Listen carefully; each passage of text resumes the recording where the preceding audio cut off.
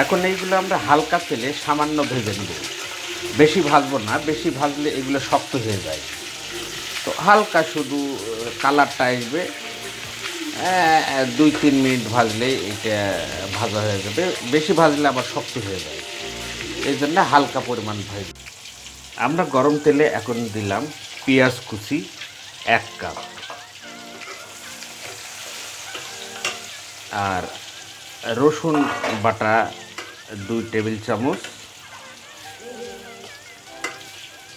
গরম মশলা দিলাম 1 চামচ টেবিল চামচ, জিরা বাটা দিলাম 1 চিমটি, বেশি দেবো না, এগুলো আমরা হালকা হালকা মশলা দেবো। বিশেষ করে রোস্ট বানাতে মশলার প্রয়োজন হয় না। এইগুলো আমরা বাদামি কালার করে ভেজে নেব।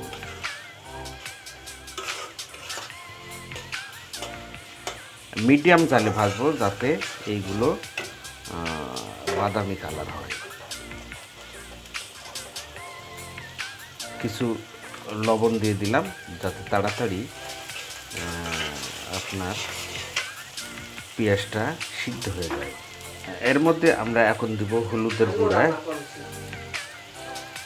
এবং হালকা মরিচের গুঁড়া। দেওয়ার পরে এর মধ্যে আমরা এখন টমেটো দেব। আপনারা টমেটো সস ব্যবহার করতে পারেন, আমরা বাসায় টমেটো কাটা আছে, সে টমেটোটাই দিব। তার কারণ টমেটো সসের চাইতে টমেটোটা পিওর হয়। টমেটো একটু সিদ্ধ হওয়ার পরে আমরা শুকলাটা অর্থাৎ শসাটা ছিলিয়ে নিব। একটু সিদ্ধ হলে হালকা নরম হলে ওটা টমেটোর ছালটা উঠায় নেওয়া যায়।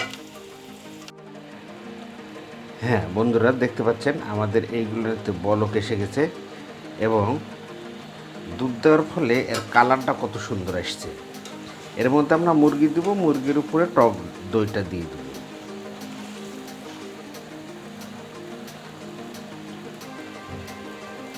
এগুলো দিয়ে এইগুলো ভালো করে মিক্স করতে হবে। ভালো করে মিক্স করার পরে কিছুক্ষণ মিক্স করার পরে এইখানে আমি দিয়ে দিব টক দই। আমি দেখাচ্ছি, এগুলো ভালো করে মিক্স করে দিয়ে দেব। হ্যাঁ বন্ধুরা, আমরা মুরগির টুকরাগুলো এখন এর মধ্যে দিয়ে দেব। আপনারা দেখতে পাচ্ছেন মুরগির টুকরোগুলো আমি দিচ্ছি। মুরগির টুকরো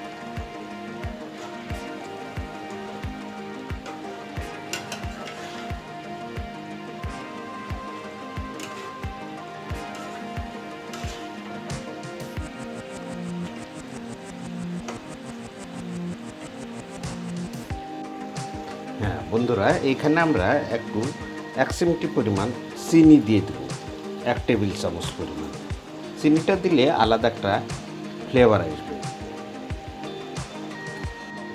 হ্যাঁ বন্ধুরা, এখন আমরা টক দই দিয়ে দিব প্রায় 250 গ্রামের মতো। 250 গ্রামের মতো টক দই দেবো। আমাদের এটা ফ্রিজে ছিল তাই গোটা হয়ে গেছে, এটা অটোমেটিকলি গলে যাবে আগুনে পড়লে। টক দইটা আমাদের ফ্রিজে থাকার কারণে গোটা হয়ে গেছে।